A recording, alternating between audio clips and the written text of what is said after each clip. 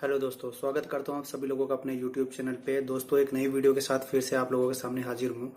तो दोस्तों, कई कमेंट आ रहे थे कमेंट बॉक्स में। कई लोग पूछते थे यार कि आपने जो 2500 बैग रखे हैं तो आपका टोटल झोपड़ी बनाने का, हट बनाने का खर्चा कितना आया है।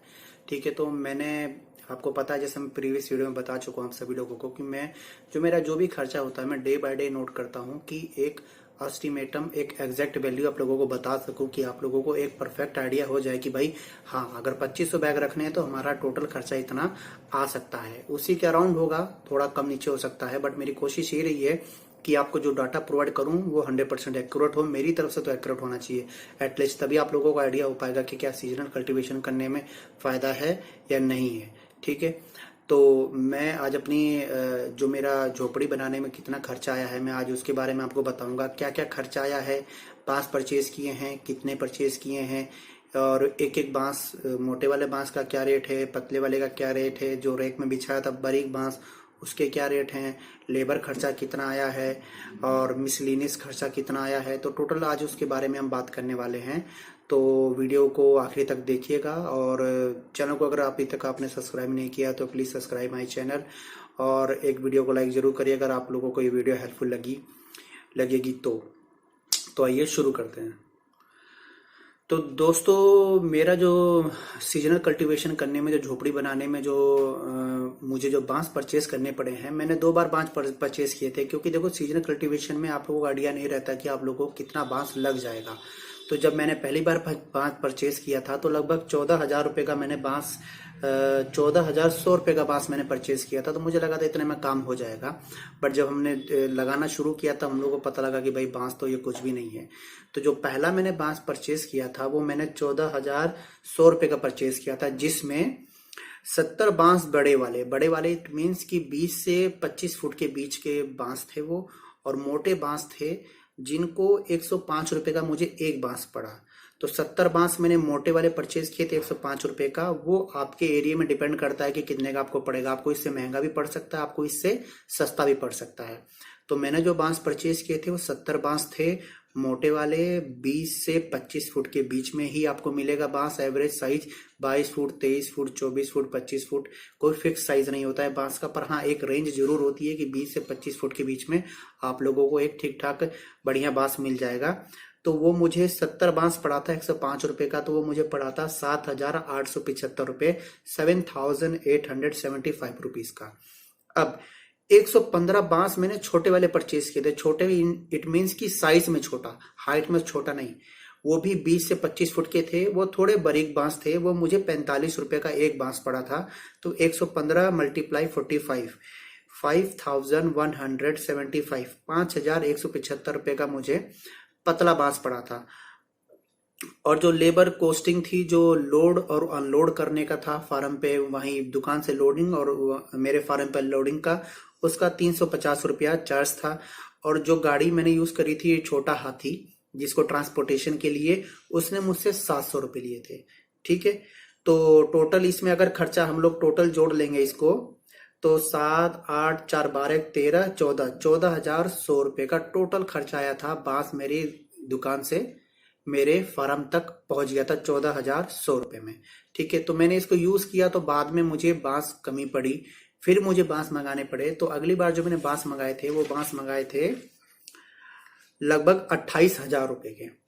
28,000 में जो बांस था उसमें मैं आपको बता दूं कि जो 480 पीस पतले वाले बांस मंगाए थे मैंने, क्या नाम है, रैक पे बिछाने के लिए, और 75 पीस मोटे वाले बांस मंगाए थे। जो मोटे बांस जो 105 रुपये का बांस था, वो बाद में 75 पीस मुझे मंगाने पड़े। ठीक है, और पतले बांस मीडियम साइज के जो क्या नाम है, 45 रुपीज के जो थे, 100 बांस 45 रुपीज वाले मुझे मंगाने पड़े।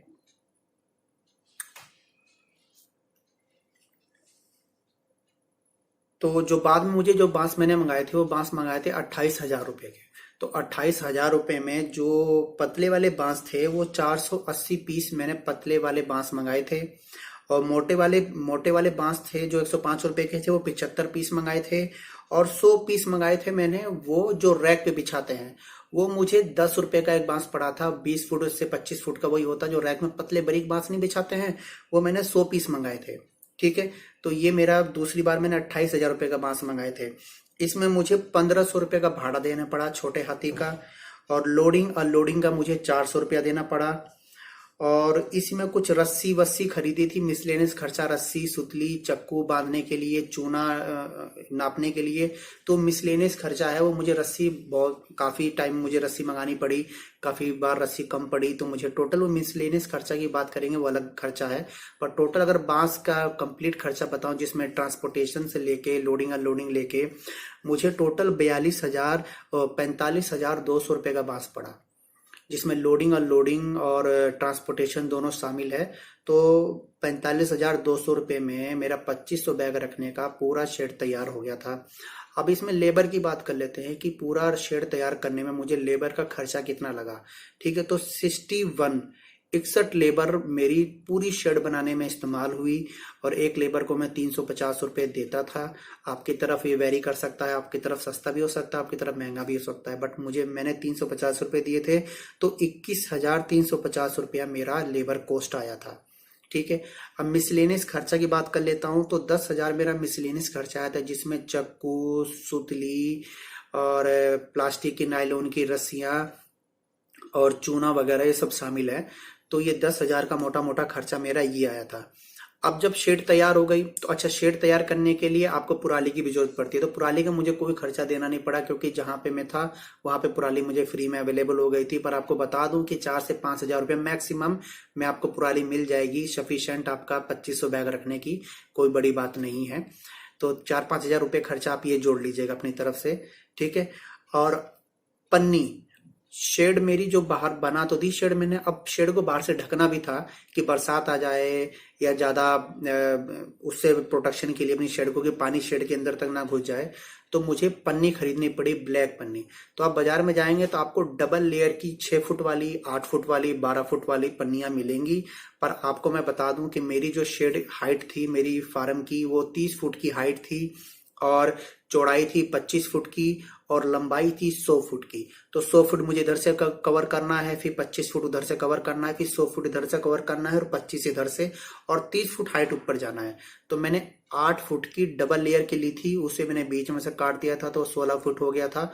तो मुझे 100 मीटर के 2 पन्ने लेने पड़े, 2 बंडल लेने पड़े, और एक बंडल की कीमत है 3,140 रुपए का। मुझे डबल लेयर 8 फुट वाला डबल लेयर 3,140 रुपए का एक बंडल पड़ा था। तो 2 बंडल के 6,280 रुपया मेरा टोटल खर्चा आया था पन्ने को ढकने के लिए। ठीक है दोस्तों, तो पन्ने का खर्चा हो गया मेरा, मिसलिनियस खर्चा चक्कू रस्सी वगैरह का हो गया, बांस का टोटल खर्चा बता दिया मैंने आपको, लेबर का टोटल खर्चा मेरा हो गया। तो लेबर का जो टोटल खर्चा 21,350 रुपये, टोटल बांस का खर्चा 45,200 रुपये, मिसलिनियस खर्चा 10,000 रुपया, जिसमें चक्कू, सुतली, नायलॉन की रस्सियां थी, और पन्नी शेड को ढकने के लिए उसका 6,000 रुपया। टोटल जो मेरा शेड बनाने का 2500 बैग रखने का जो टोटल शेड बनाने का खर्चा था 82,530 रुपया, 82,530 रुपीज में मेरा पूरा शेड तैयार हो गया था। इससे बाहर 1 रुपया भी कोई खर्चा नहीं है। तो लगभग 82,000, 82,500 में मेरा पूरा 2500 बैग रखने का ये शेड तैयार हुआ था। अब चूंकि देखो क्या है, हमारे साथ ये प्रॉब्लम रही कि हमें सिटी से बिलोंग करते हैं। अगर कोई बंदा यहीं पे गांव देहात का होता, वो खेती बाड़ी कर रहा है, उसके पास अपनी जमीनें हैं, तो उसको बहुत फायदा हो सकता है। उसको फायदा देखिए क्या हो सकता है, अगर उसकी फैमिली बड़ी है, भाई हैं, बहनें हैं, भाभियां हैं, मम्मी पापा हैं, तो भाई फैमिली, गांव देहात की फैमिली ये काम बहुत आराम से कर सकती है, उनको बहुत फायदा हो सकता है। जैसे लेबर का खर्चा 21,000 रुपया सीधा सीधा उन लोगों का बच गया। ठीक है, और बाकी पन्नी का खर्चा भी वो बचा सकते हैं अपने गांव देहात में, वो अगर बनाएं तो जब बरसात हो तब जाके कुछ टेम्परेरी जुगाड़ कर ले पानी रोकने के लिए। क्योंकि मेरा शेड क्या था भाई, मुझे हर चीज के लिए पैसा खर्च करना था, तो मेरा जो खर्चा था वो लगातार जा ही रहा था। चूंकि ये लेबर का खर्चा बचा सकते हैं, ये क्या नाम है, हार्वेस्टिंग में जो लेबरें लगती हैं मशरूम तुड़ाई में, उसका खर्चा बचा सकते हैं। तो जो मैक्सिमम जो खर्चा मेरा जो हुआ, मान के चलिए 100 रुपये में से 25 रुपीज तो मेरा खर्चा यही है जो मैंने इन चीजों में दिया है। पर अगर कोई गांव देहात का फैमिली का बंदा ये कर रहा है, फैमिली के लोग मिलके कर रहे हैं, घर की लेडीज मिलके कर रही है, तो सोचिए 100 रुपए में से 25 रुपया तो आपने पहले पहले यही बचा लिया बिना मशरूम बेचे। ठीक है। और मशरूम बेचने के बाद आप मान के चलिए 15-20% वो पैसा आपका बच गया। तो मान के चलिए मैक्सिमम अगर आपने 100 रुपया लगाया है तो 150 रुपया से कम आप कमा ही नहीं सकते अगर आप गांव देहात में बिलोंग करते हैं। गांव देहात की फैमिली है, सब लोग मिलके घर परिवार के ही काम कर रहे हैं। अब सिटी की बात कर लेते हैं भाई। मैं सिटी में रहता हूँ, आप जैसे कई लोग जो वीडियो देख रहे हैं सिटी में रहते हैं, सोच रहे हैं भाई हम भी काम करना है तो हमें कैसे प्रॉफिटेबल होगा। तो मैं बताता हूँ अपने एक्सपीरियंस से।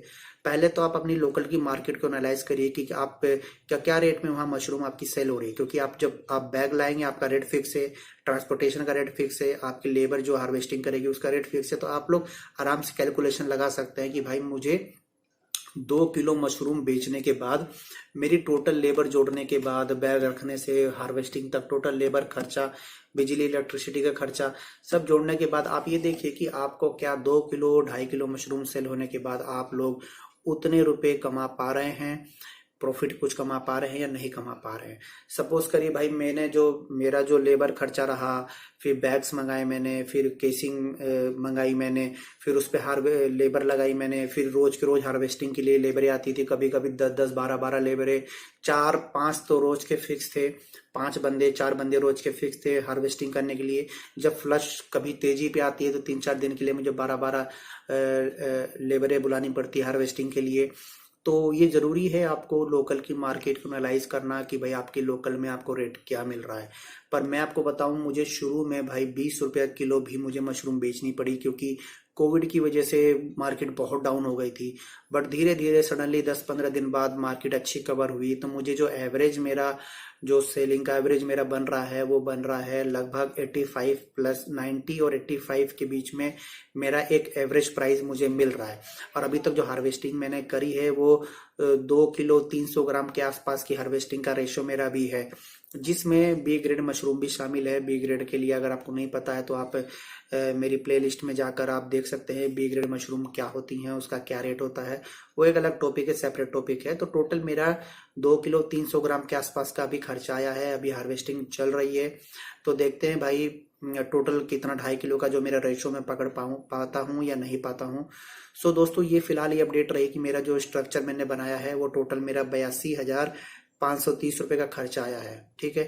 तो ये टोटल रहा मेरी तरफ से। तो मैं ये कहूंगा कि भाई मशरूम कल्टीवेशन करना कोई बेकार काम नहीं है, बहुत बढ़िया काम है, बहुत बढ़िया पैसे मिलते हैं। पर प्रॉब्लम ये होती है कि हम लोग अगर बिना मार्केट को एनालाइज किए हम लोग इस फील्ड में कूद जाएंगे तो बहुत बड़ी दिक्कत होगी। मैंने जो अपने बारे में बता दूं कि मैंने सोलन DMRC जो हिमाचल प्रदेश में है, पूरे भारत में सबसे बेस्ट मशरूम ट्रेनिंग सेंटर है, वहां से ट्रेनिंग ले रखी है मैंने। फिर मुरथल है हरियाणा में, सोनीपत के पास मुरथल है के वहां से वो दूसरे नंबर पे वो आता है भारत में ट्रेनिंग में, वहां से मैंने ट्रेनिंग ले रखी है। मैं दिल्ली के आजादपुर मंडी से लेके अपनी लोकल उत्तराखंड की मंडी, आसपास की सभी मंडियों में मैंने रिसर्च किया कि भाई रेट क्या है, मेरा खर्चा जोड़ा मैंने, मेरे बैग का खर्चा जोड़ा, लेबर का खर्चा जोड़ा, पूरा एस्टिमेटम जोड़ने के बाद मैंने बिजनेस स्टार्ट किया था। तो आप लोगों को ये बोलूंगा कि मार्केट का पहले रिसर्च कर लीजिए, क्योंकि जब तक आप सेल नहीं करेंगे आप लोगों को फायदा नहीं होगा। आप लोग भले यूट्यूब पे कितनी वीडियो देख लें, आप लोग यार कितना फायदा है, इस बंदे को कितना कमा रहा है, पर ये देखिए वो बंदा कमा कहाँ रहा है, वो बंदा अपने एरिया में कमा रहा है। तो आप उस एरिया से बिलोंग करते हैं तो आप वो शुरू कर लीजिए। अगर आप उस एरिया से बिलोंग नहीं करते हैं तो आप रिसर्च जरूर करिएगा। और मैं आपको ये भी बता दूं कि जो बंदा अपने एरिया में कमा रहा है ना, एक बार जरूर वहां पे भी रिसर्च अपने एरिया में भी जरूर करिएगा कि क्या वो बंदा वाकई सच बोल रहा है या अपना वीडियो में सिर्फ वीडियो व्यू गेन करने के लिए आप लोगों को पागल बना रहा है। क्योंकि आजकल वीडियो में बहुत से ऐसे लोग हैं फन्ने खां हैं, जो देखो हमने तो ट्रेनिंग ली है DMRC सोलन से, मुरथल हैक से, तो हम तो जो बोलेंगे एकदम फैक्ट के ऊपर बोलेंगे, जो हमने ट्रेनिंग में सीखा है और जो साइंटिफिकली 100% ट्रूथ है वो चीज आपके सामने बोलेंगे। बट कुछ लोग ऐसे बंदे हैं जो फ्लश के नाम पे बोलते हैं कि 30वीं फ्लश ले रहे हैं, 35वीं फ्लश ले रहे हैं। अरे यार, मतलब भारत के साइंटिस्ट उतनी फ्लश नहीं ले पाए जो अब तक के मशरूम के सबसे बड़े करता धरता है। वो लोग भी बोलते हैं कि 3वीं 4थी फ्लश लेना बहुत बड़ी बात है। तो वो और कोई यूट्यूब पे ऐसे बंदे हैं जो बोलते हैं मैंने 30वीं 35वीं 60वीं फ्लश ले रहे हैं। यार बेवकूफ बनाना बंद कर दो यार दोस्तों। क्यों लोगों का बेवकूफ बना रहे हो अपने सिर्फ वीडियो गेन करने के लिए, अपने सब्सक्राइबर को, अपने व्यूज को बढ़ाने के लिए। जानकारी दो, जेन्युइन दो, लोगों को काम आए। ठीक है, लोग आपको अप्रिशिएट करें, आपके वर्क को, आपको कहीं मिले तो आपको बोले हाँ भाई इस बंदे ने बहुत जेन्युइन जानकारी दी थी। ठीक है, तो मेरी कोशिश है जेन्युइन चीज बोलने की, ये नहीं कि फालतू एक्स्ट्रा चीज बताने की आप लोगों को, कि आप लोगों को बाद में दिक्कत हो, आप लोग मेरे कहने से स्टार्ट करें और बाद में दिक्कत हो। मैं आपको चीज बोलूंगा, जेन्युइन बोलूंगा, आप लोगों के काम आएगी, आप लोग मुझे अप्रिशिएट भी करेंगे, क्योंकि अगर मेरी चीज जेन्युइन हुई तो। ठीक है, तो मेरा फोकस है कि आपको जेन्युइन चीज बताऊं, ज्यादा वो बढ़ा चढ़ा के ना बताऊं, क्योंकि रियलिटी ज्यादा बढ़ा चढ़ा के नहीं होती है, रियलिटी नॉर्मली होती है। कोई ऐसी बड़ी बात नहीं है कि लोग इसको बढ़ा चढ़ा के बोलते हैं कि यार मशरूम कल्टीवेशन में मैंने ये कर दिया, मैंने वो कर दिया। सब नॉर्मल चीज है। आप लोग करना शुरू करेंगे तो आप लोगों को रियलाइज होगा कि हाँ भाई, जैसे और बिजनेस है वैसे ये भी बिजनेस है, पर ये बिजनेस थोड़ा प्रॉफिटेबल क्यों है, क्योंकि आपको इसमें पता है कि आप सेल किस रुपए में कर रहे हैं, आप लोगों को मार्केट का एनालाइज हो जाता है, इसलिए इसमें प्रॉफिट का रेशो ज्यादा होता है। इसलिए आपको बोलता हूँ कि आप लोग लोकल की मार्केट को एनालाइज करिए, उसके बाद मशरूम कल्टीवेशन करिए, और पहले ट्रेनिंग ले लीजिए कहीं जाकर किसी फार्म पे, तो अब स्टार्ट करिएगा। सो दोस्तों, आप लोगों को अगर वीडियो अच्छी लगी हो तो चैनल को सब्सक्राइब जरूर करिएगा और वीडियो को शेयर करिएगा कि आप लोगों की तरह किसी और की भी मदद हो पाए। Thank you so much.